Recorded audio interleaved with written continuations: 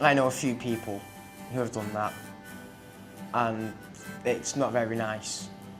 The only people that must know is your social worker, your family, and the school, college, university or whatever, because they always get your backstory so they know what support you need and what they have to offer, whether they're able to give it or not.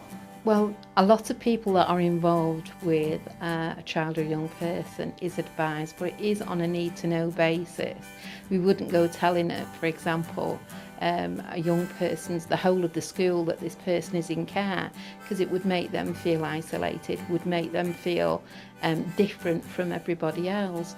We let people know that are important to them, so we would let, obviously, certain people within a school, the parents, the family members, we let them know where they are, foster carers. So there are a select number of people that would know.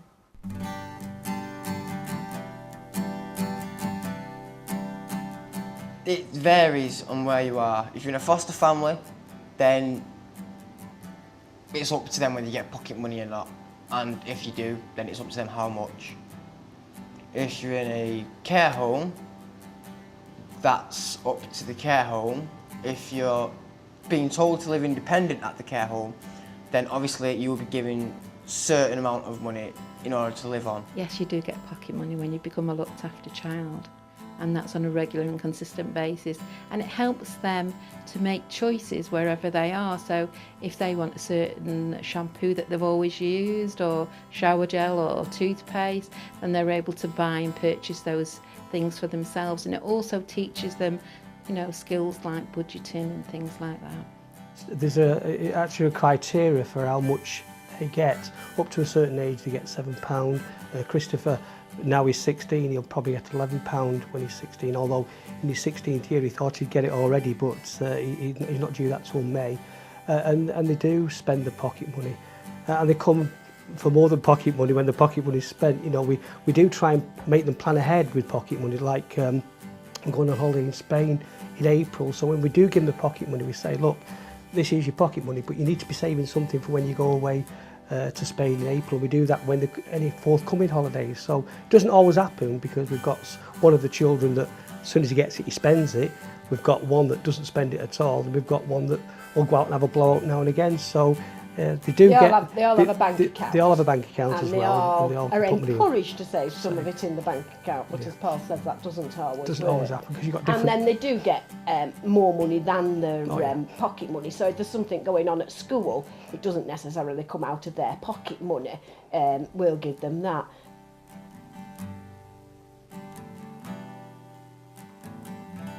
Many people, especially young adults, 16 and over, are wondering, are they able to have a mobile phone? And how long are they going to be able to use it? Well, if the mobile phone's been given to you, then that's entirely up to you, because that's yours. You get to decide how often you use it. If they say, we want it downstairs by, say, 11 o'clock at night, then fair enough, abide by the rules. But if it's just say, yeah, here's your mobile phone, and you pay for your own top-up, that's fair enough. That's, you can do what you want with that.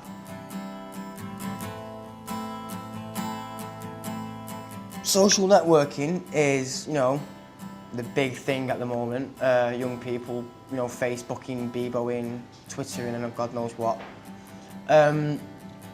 People are able to contact the family if they want to on social networking.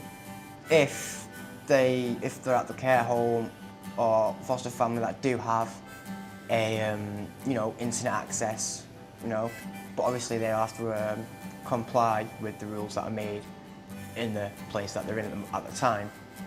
The internet is available in a lot of residential units. The internet is available in a lot of foster families. The thing about the internet is that we do use parental guidance settings in settings like that to ensure that the young person's safety, but yes, they do have access to the internet. If they've got a computer and they say, go ahead, then fair enough, you can do, by all means, but just be careful out there, because you'll be told by the parents you'll be told by the care people, you'll be told by your social worker and all the other important people that there are some dodgy people out there.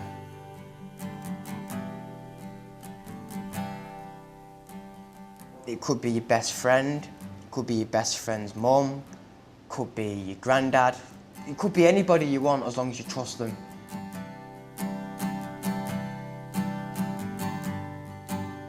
Reviews are simple. A review is simply where your social worker, your foster carer, your mum, your care worker, leaving care worker all sit together at the table and have a discussion. Now this discussion is about how well you're doing, whether you're enjoying it where you are, what could be done to improve, to make you happier, or simply if it's something you dislike and want something done about it, and what you hope, basically setting certain goals to reach by a certain time. Easy goals like say, get better grades than you are doing now.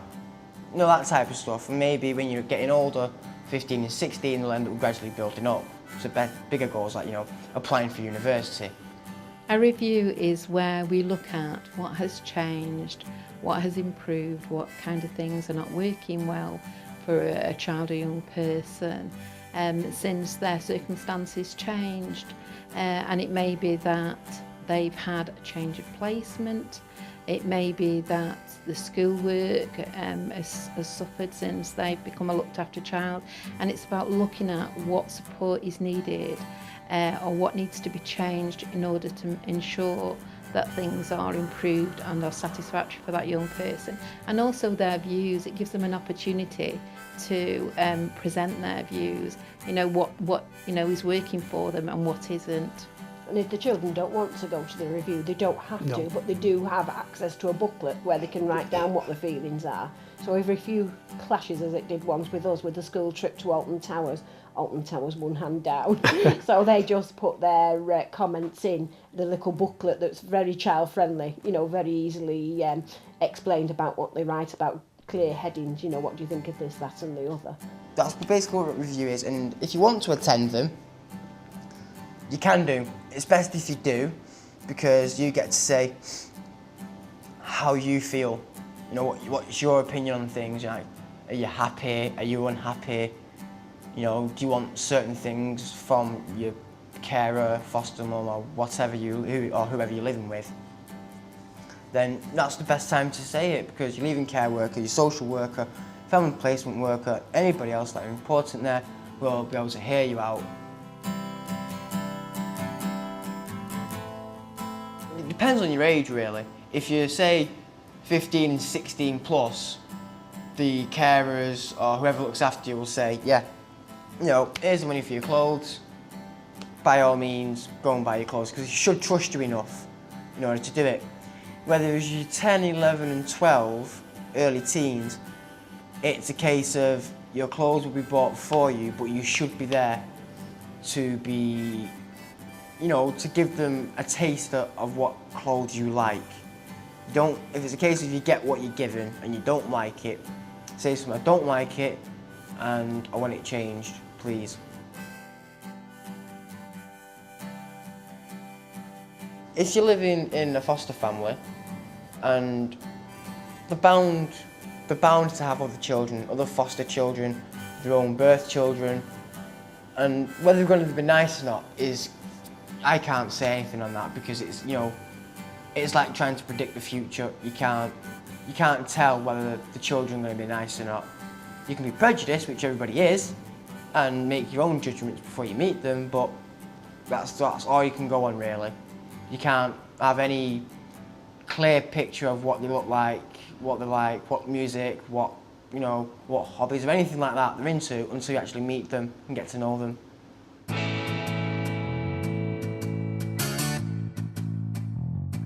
Leaving care is a hell of a process. I'm not sure exactly how everything works at the moment. All I know is that I'm going to end up with, even though I'm going to be living on my own, I'm still going to have a leaving care worker with me because I'm going to university.